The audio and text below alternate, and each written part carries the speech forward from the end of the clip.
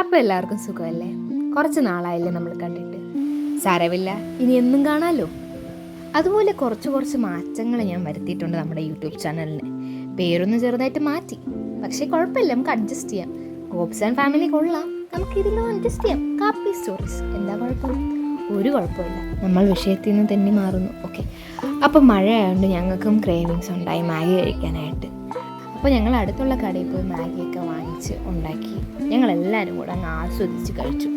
ഞങ്ങളുടെ chef Meenakshi കിട്ടില്ലോയിട്ട് Maggi ഉണ്ടാക്കി.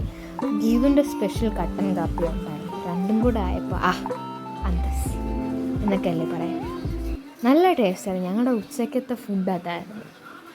ഫുഡൊക്കെ കഴിച്ച് കഴിഞ്ഞ് ഞങ്ങൾ പ്രാക്ടീസിന് ചെയ്യും.